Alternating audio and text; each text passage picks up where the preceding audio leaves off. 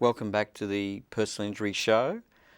Before the break, we were talking about work cover and work cover medical expenses and what they pay for, what they don't pay for, what's in dispute. And before the break, we're talking about Viagra and whether that's a reasonable expense. The only condition would be the quantum, as how many Viagras would be reasonable to prescribe. You might have to look at the C. Over the period of a period of a month, prior. or the period of 6 months, or the period of a year. So anyway, these are subjects which go to conciliation and often there's compromise reached on these matters. Assuming it didn't settle at conciliation, then what?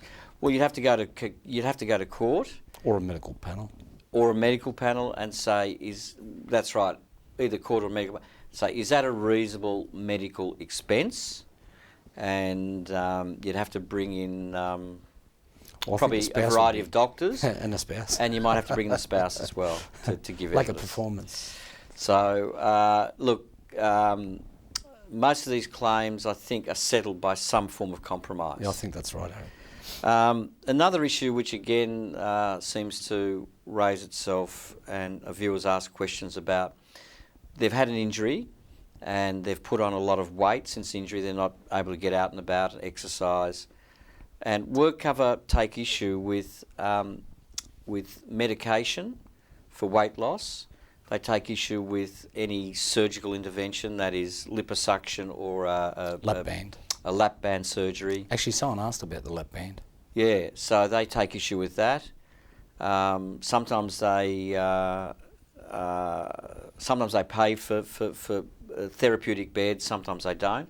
But weight loss, they seem to have problems about agreeing to pay for what I think are reasonable medical expenses. Well, I think if the person's become totally unmotivated and can't do, and were very active before the injury, they'd have a better chance of getting the medication and or treatment. It depends on the amount of weight loss.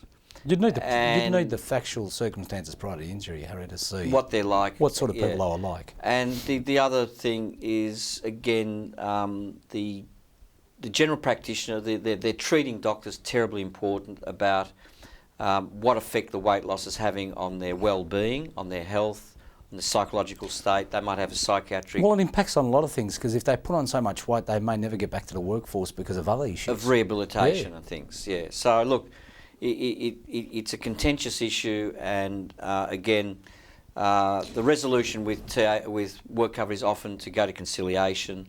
As you say, you can go to the medical panel as a sort of independent umpire, or go to court and have your day in court. Well, the reasonable expenses that they should pay, it's interesting in the sense that liposuction, the lap band's very expensive. I mean, the inquiry I had was somewhere around 5,000 to 7,000. That's pretty significant cost. And they don't want to set precedents and open floodgates and all the usual arguments you hear from insurers. And it's they're holding the floodgates, Tony. Yeah, well, I think they're holding the floodgates. Yeah, no, look, you could imagine. I mean, it's a big issue at the moment. The talk about weight and obesity in Australia is just generally it's a big issue. Is an issue, and as I say, people who are injured, it often transpires that they do put on weight, in sad circumstances.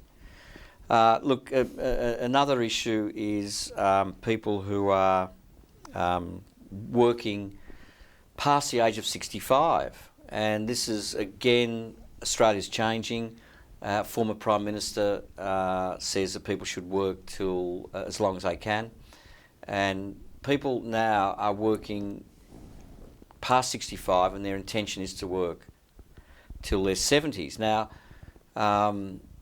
one person says, look, before the injury I was 67 years old, and I intended to work till 72, and can I claim for my future financial loss? Well, you can't get statutory benefits after a certain age. I think you can get them, if you turn 65, you might be entitled to them for another 12 months. But if there's a person negligent and you can prove that you've got a serious injury, I think you can get them, Harry. And I've seen cases like that. So someone who's injured can claim in damages that they would have worked till 72, let's Yeah. say, and it's a matter of evidence. Well, a and- person already been past the age of 65 and working is a pretty good indicator that they'd keep working. I mean, you're already 67, so you. So they're still working, they're Yeah. reasonably fit, they have an injury, then they can't work, and the insurer would say, well, you're past retirement age, you would have conked out anyway, we're not going to pay you any damages beyond the age of 60, Depending on what their 67, 68. health was prior to the injury, you'd think that at 67 and still working, there's a reasonable prospect of succeeding in getting common law damages for economic loss beyond that age, up to 72, as you said. Yeah, and then it's a matter of Matter of evidence and isn't it? facts and what the Yeah. doctors say and what Yeah. other people say and all sorts of things. Now, another person's written in, and it's again quite disturbing about their reaction to surveillance. They've had an injury, they're receiving weekly payments, they've made a claim at common law, and they see a car at the end of their street on a regular basis. They become suspicious, the car drives off, comes back the next day. What can they do? Well, look, if they're They not, suspect it's surveillance. if they're not by 100% work cover. sure, they should just ring up the local police station and see if someone's reported in to say, look, we're going to be looking out for this particular person at this address. That's what the first thing they should do. And if they haven't reported into the police, or they could also ring up the work cover authority to see if there's anything going on. Who knows? So they can ring the claims agent. The claims agent will say, well, we don't tell you anything, it's none of your business.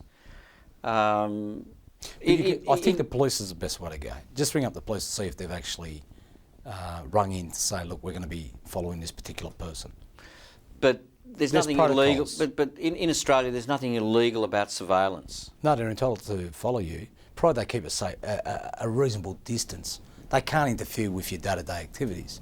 They just can't come and trip you up and things like that. But but in that situation is they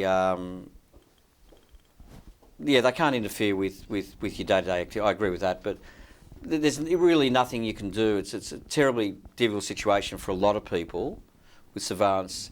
The insurers say they're there to catch people who might be working cash in hand, who are exaggerating their symptoms. It's the only real weapon they've got to catch out people that aren't above board. Who are trying to defraud the system. Yeah.